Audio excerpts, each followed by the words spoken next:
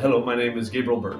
I play Antonio, who is a proud, haughty Venetian merchant who has an unrequited love, and in the name of that unrequited love, he feels he needs to make a deal with the devil. Merchant of Venice lended itself more to tragedy because of the character of Shylock, a sympathetic villain. And so when I heard this was being done, I immediately jumped on it.